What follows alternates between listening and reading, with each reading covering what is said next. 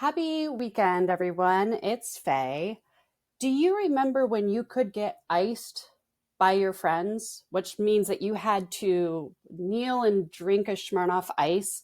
And it was considered sort of this ironic sort of, oh, Smirnoff ice is gross. You don't want to drink that. And you would do it to your friends to mess with them. I was, unfortunately, I hate to admit this, already a little bit older. I was actually drinking Smirnoff ice when it came out, which turns out I realized was 1999, which makes me feel super old because that was 25 years ago. But I'm not here to talk about how old I am. I wanted to chat a little bit more about RTDs. So back in the day, I can't remember the other one. Someone's got to tell me, what was the other one that we had back then? I feel like it begins with a Z. Zima. So we had Zima, and then we had Smirnoff Ice, and then we had a couple other weird malt beverages.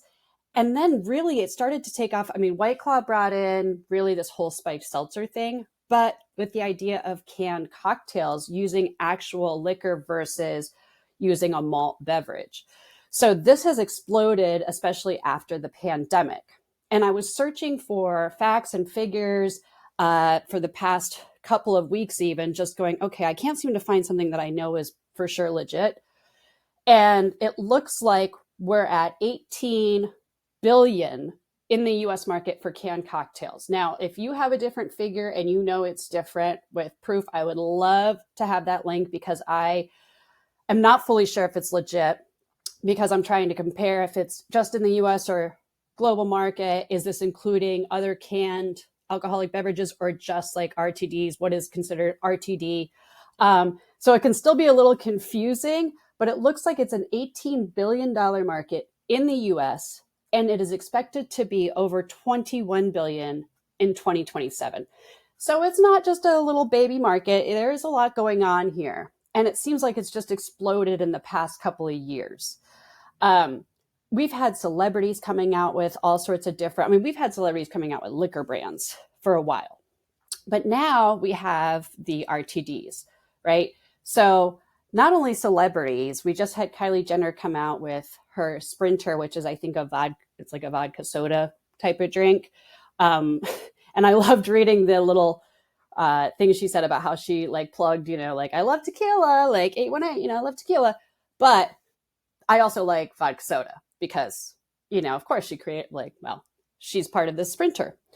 So she just came out with that. And then Sazerac just bought Buzzballz. What a name. That's why this has been on my mind about watching this growth so rapidly. The other thing that I've noticed is that on-premise is starting to take notice. And we're talking about hotel groups, restaurant groups, nightclubs, venues that maybe have higher volume. They need that consistency. They need it quick. At the end of the day, with all that, it ends up saving them time and money. So it ends up being a really good investment for them. Plus, just the kind of press that you can get from creating an RTD. So I'm curious. I would love to know which celebrity you think is going to be the next to create a canned cocktail, or even think about what nightclub or restaurant group you think should create a canned cocktail.